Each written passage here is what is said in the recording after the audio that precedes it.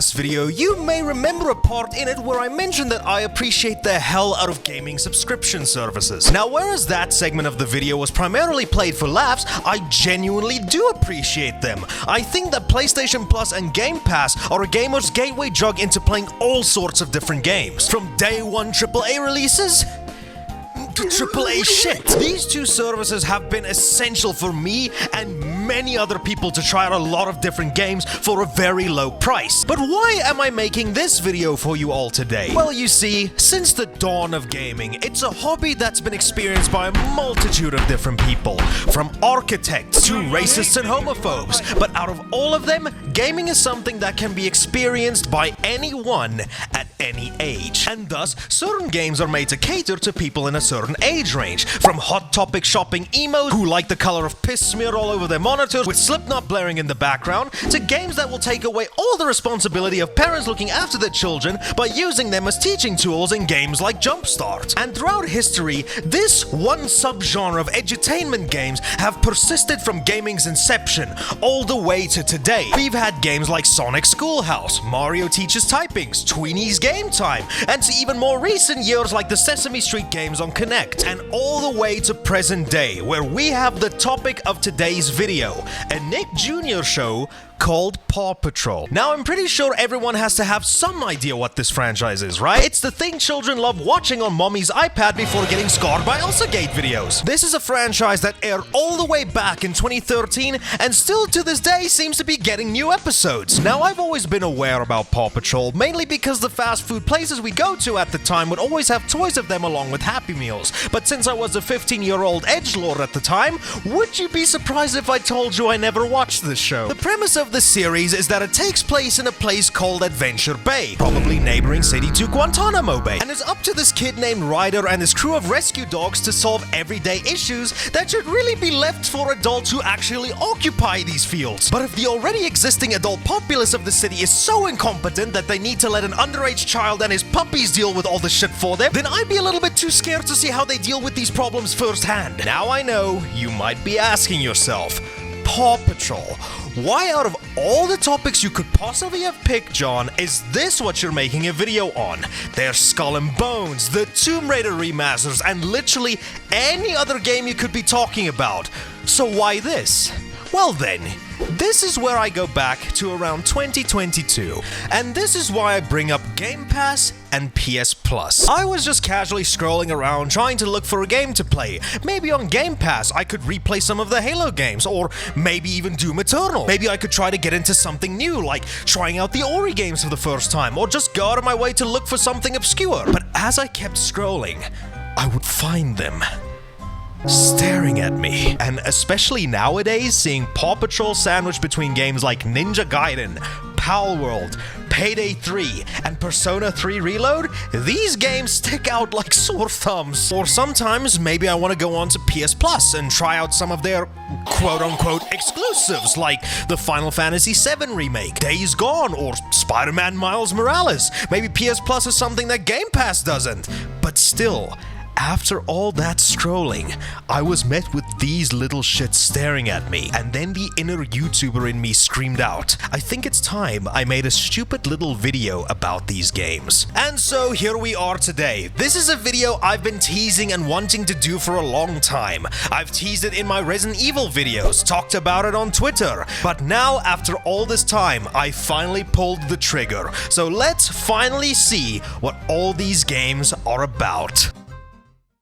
But before I decided to fully commit to playing all of these games, I kinda needed a palate cleanser just to know what I was getting myself into. So I watched a few clips of the show, as well as a few minutes of the first movie. And yes, I can confirm, this is definitely a kids show. Performances are about what you'd expect, loud and high-pitched enough to the point where it's like the vocal equivalent to key jangling. So much color that at points it might feel like you're watching an acid trip. An animation that it looks like it's got 20% more of the budget than the original Beast Wars Transformers. It's pretty much like any other 3D kids show, even like the stuff that I watched back in the day. Though this will never come anywhere near to something like Mickey Mouse Clubhouse. It's always a pleasure to hear how Mickey refers to putting a toaster in a bathtub. That's a surprise tool that can help us later. The movie fared a little bit better though. Animation quality really amped up because of the higher budget, and it had some catchy tunes to it. And I think that this movie has one of the coldest threats I think I've ever heard in any form of media. Maybe you should just pick that up and put it in the trash. Yeah? Or what? Or I'm going to pick you up and put you in the trash. But all in all, this is a kid's show. I can't necessarily critique it because would you believe me, a 25-year-old man, that this wasn't made for me? But I can say that if I was like 5 years old or something, I'd probably like the show quite a lot. So I'd at the very least hope that the games could actually be something enjoyable. So allow me to introduce the first one I've played all the way back when I thought up this video. Paw Patrol on a roll. So let's just jump in and see. No job is too big, no pup is too small. Oh, Paws on deck! Huh? Why did I just leap out of Adventure Bay and into Birmingham? Why is he British? And what the actual... I'm not even exaggerating when I say this. This game brought me some nostalgic feelings from Ryder's animations here alone. You want to know what this reminds me of? A shovelware Nintendo Wii game. Something along of shit like Deca Sports, Beach Sports, and Pizza Delivery Boy. But here's the thing. This was released on the PS4 back in 2018.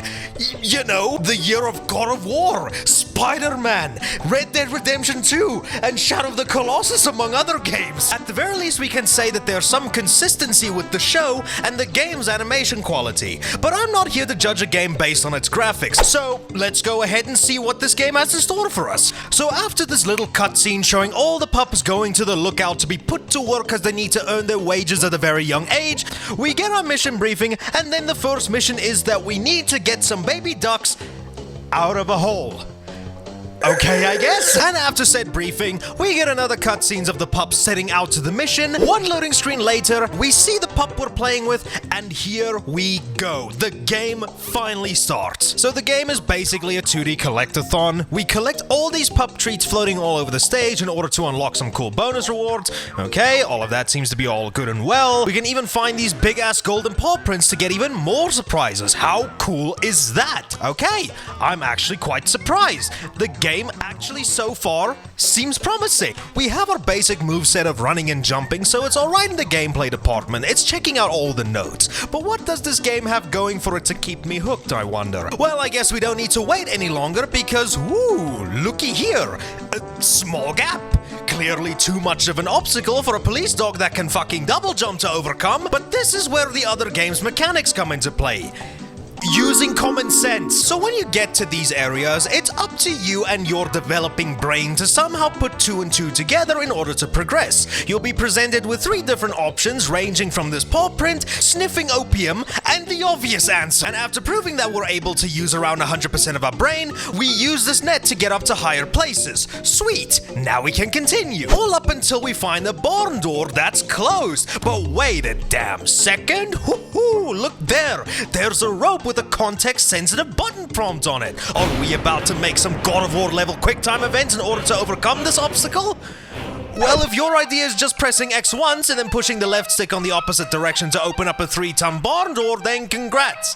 You seem very easily pleased. But oh my goodness, it's a time thing because we need to get inside before the door closes on us. This is reflex testing that not even a sweaty Ozu player would be able to compete with. We then finally come up to another pick the right option moment, but this time we don't have the skills on our person to overcome this problem. To get past this, we need to call one of the other pups to help us out. Wow, much teamwork. I feel like I'm a part of a real team. Next up, we're actually thrown into a new gameplay style by using the one only ability we haven't used yet to explore this corn maze to get to the other side. And after escaping the maze, we actually get switched over to the next pup, where we do the exact same platforming, opening of barn doors, and then coming to these puzzle sections to where we just need to press one button in order to see our little doggy do a funny trick. This is entertaining. So after another obstacle where we needed to call one of our friends because we're just too incompetent to just run around it, we finally get to the little ducks that we needed to save from the briefing.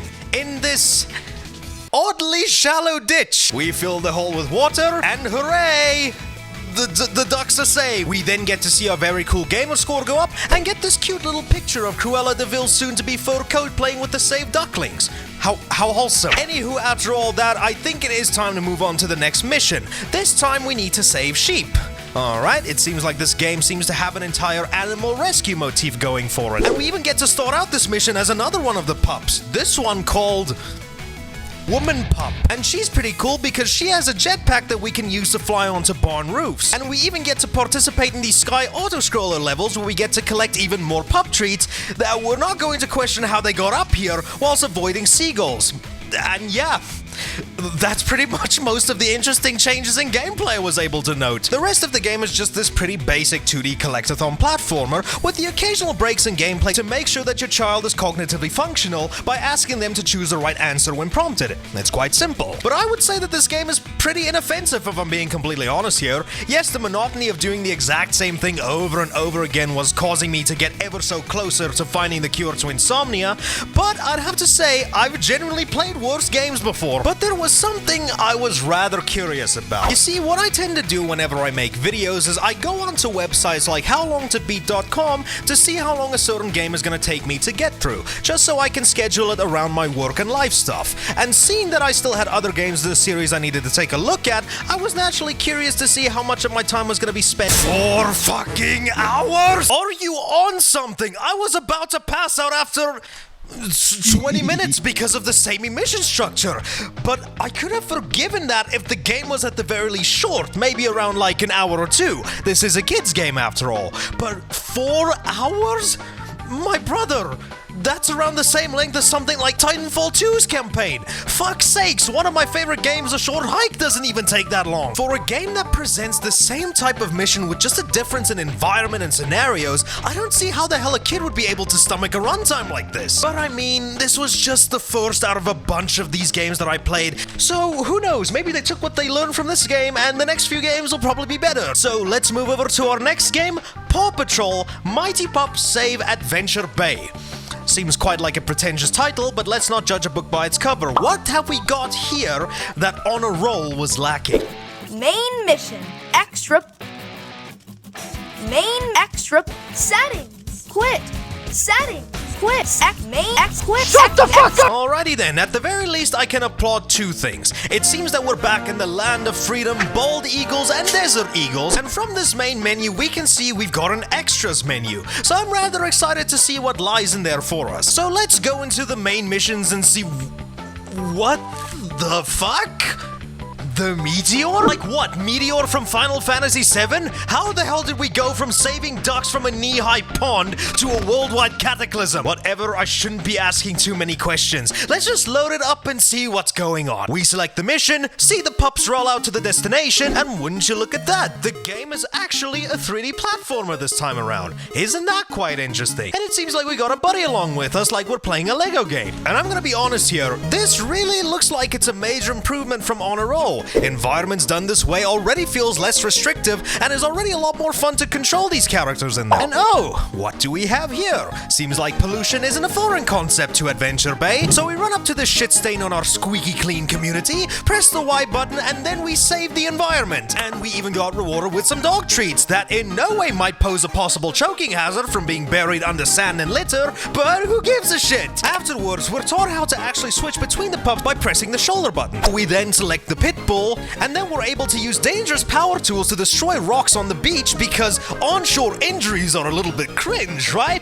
There's better ways to go. But all jokes aside, this is definitely a lot better than On a Roll for those of you who actually care. The movement feels smoother, the platforming is a lot more interesting, and just having that small little addition of selecting certain pups to do their own little context-sensitive activity is a real nice touch, I must admit. The game is pretty much the exact same thing as On a Roll. You're still gonna be collecting these pup treats throughout the stage, stage and these pup badges. Although I will say I think that the pup badges have been implemented quite well here because we're using this top-down perspective. Now we need to use this badge radar thing to help us find them, which gives you more incentive to explore all of these stages. But enough about all the specifics, let's actually head on over to this meteor we're supposed to be investigating. After getting a little bit too close to the thing, it explodes, and instead of acting like that nuke scene from Terminator 2, nah, this thing actually gives the pups fucking superpowers. Somehow. A more realistic aftermath of such an experience would be if all the puppies were now suffering from radiation sickness. So now with these powers, the pups are able to do superhuman things, like the pit bull being able to do quick time events. Being a hero sucks. Oh, and Rocky over here channeling his inner Ryan Reynolds. Isn't that amazing? Well, with all of that out of the way, we finish the mission and realize that we're a failure for not collecting all of the dog treats. And we also get to see these really cool badges. So yeah, let's move on. We seem to have a notification off to the side here about minigames and collectibles. Well then, you can bet your ass that I'm interested in whatever types of minigames we just unlocked. So what do we have here? The Pup Boogie. Well, okay then, I'm kind of interested to see what this is, so let's have a look. We get to select our pup that we want to use, and this is basically a simplified version of Dance Dance Revolution. I'm not entirely against this, it's definitely something different, but my one only major complaint is, what the hell are these lyrics? Shake it, move it.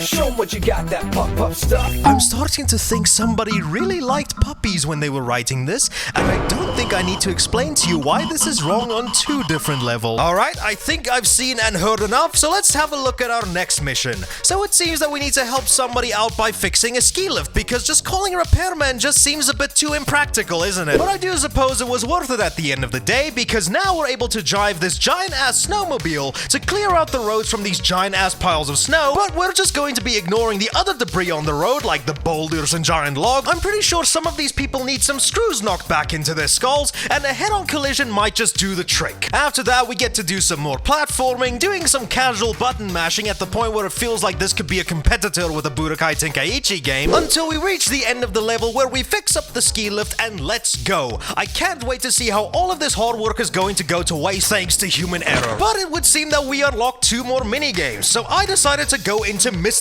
Porter's Feast, or as I like to call it, the Glutton's Gauntlet. Because here it looks like we're just supposed to explore this park collecting all of the different fruit before time runs out.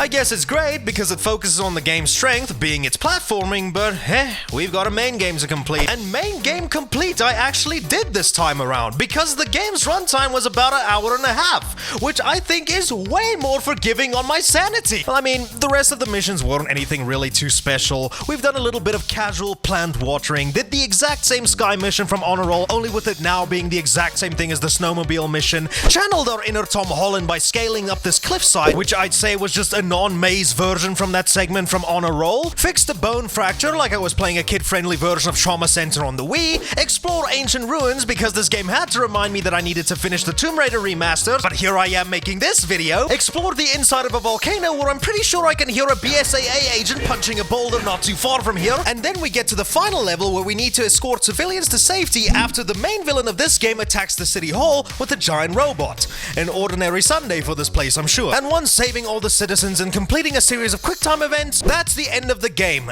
And yes, I can confirm the game's title was not misleading. The Mighty Pups actually did save Adventure Bay, a climax to rival Endgame. And yeah, I'd have to say that this game was a definite improvement from Honor Roll. It being a 3D platformer this time made exploring these levels a lot more easier and a lot more fun. And the fact that there's actually unlockable mini-games gives you an incentive to try and get everything inside the main stages. And the whole superhero stuff makes it a lot more interesting to watch this time around. But still, that doesn't really change the fact that you're still just doing the same thing over and over again, only with a different pup and a different stage. I can at the very least commend this game for not being as long as my failed speedrun of Resident Evil Village, so I really think that the short runtime saved itself from the monotony, and the game ended just when it needed to. And hell, I could even see someone going back to this game for enjoyment or nostalgia's sakes, or if you're like me who wants to exploit this IP for ad revenue. Now with the improvements that Mighty Pups actually brought to the series, I have pretty high hopes for the next game in this franchise, Paw Patrol the movie, Adventure City Calls. That's right, everybody, we got ourselves a movie tie-in game this time around. And as we've learned from history, movie tie-in games could be a definitive hit or miss. So could Paw Patrol's movie tie-in prove itself to be the X-Men Origins Wolverine of the franchise, or the Dennis the Menace? Well, already loading up, I can definitely say that Ryder looks a little different. The rest of the pups, they look fine though. It's like someone actually finally figured out how to do fur textures for the first time. And the game itself probably has the best visual polish out of all of them. The lighting looks really nice, the colors are nice and eye-catching, and there's actually a lot more stuff visually going on in the stages to make the city feel a lot more lifelike. Like actually seeing civilians talking to each other in the background, to the streets actually having traffic on them, which stops for you every single time you cross the road. It just feels like a more lifelike world, which I have to applaud. But this is where my praise kinda ends, because this game is pretty much a repeat of Mighty Pups. I understand that this news may be too much to bear for some of you, but don't worry, the torture won't go on for too long, I promise. You still have the same 3D collectathon platforming from before, you still have these vehicle sections where you need to avoid obstacles like this is Temple Run, you still have the minigames that you need to do in order to put an end to the chaos that the civilians somehow found themselves in. Hell, you even still have the same Pup Boogie minigame from before, only now this time, the lyrics are gone.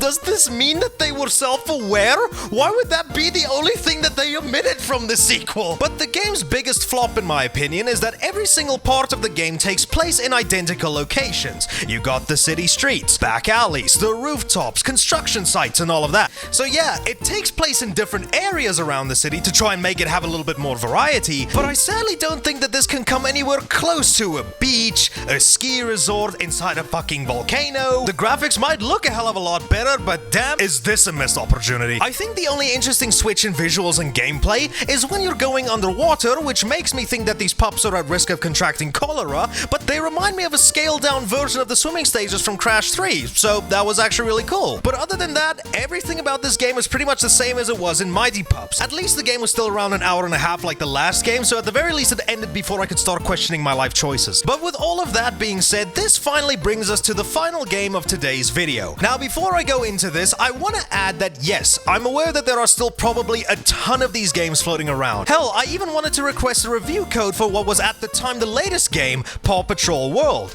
But then I realized that the devs might not actually like me shitting on a game primarily centered towards children, so I decided against that idea. So with that, here's our final game for today, Paw Patrol Grand Prix. Because as we all know, if anything gets popular with kids and is a successful franchise, whether it be an obese Chris Pratt or a blue hedgehog that supplies his fandom with art that by no means will get this video demonetized, there will be a racing game based around it. And Paw Patrol is not an exception to this rule. And what can I say? This game is actually good. In fact, it's the best game out of every single game I took a look at today. By no means is it really a tough or innovative game for its genre, but everything just works here.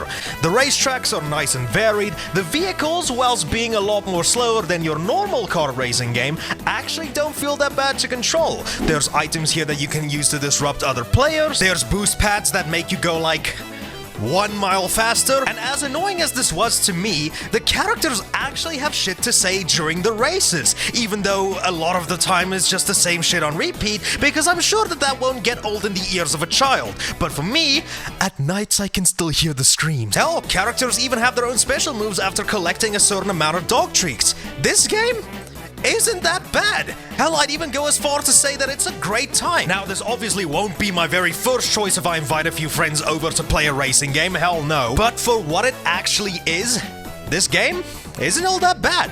And I think I might actually know why that is. Because this game was made as a game first, and not some learning tool to teach kids easy shit like in the previous games. I would say that this is a great entry-level game for kids who find the idea of playing shit like Mario Kart or Crash Team Racing too intimidating. So, this is probably the best way I could have ended off this video. And since I need an arbitrary reason to extend this video's runtime, I guess you're all wondering how I'd rank these games. Well then, I guess in the top tier I'd say Grand Prix is the best because it seems like somebody realized that not all kids are complete lanky box watchers and might actually want to appreciate a good game every once in a while. Second place would have to go to Mighty Pups because of how it innovated the Paw Patrol platforming subgenre. Third place would have to go to Adventure City, a definite letdown in an oversaturated world of movie tie Lion games, and last place would go to Paw Patrol on a roll. Definitely a game that was the first of its kind, but nothing can justify that runtime. Even Call of Duty campaigns are shorter than that, come on. But with all of that being said, thank you all so much for watching this video. This was just a silly little thing I've been wanting to do for a long ass time now. So if you guys want to see me do more of these stupid little deep dives in the kids games, then let me know in the comments below. I've got enough material to make a follow-up to this, but with all of that being said, if you guys like this video, please consider leaving a like and subscribing. If you guys want to give me your money to fuel my horrible spending habits, then consider becoming a member or joining my Patreon. But with all of that being said, I will see you guys in the next video. Goodbye, love you!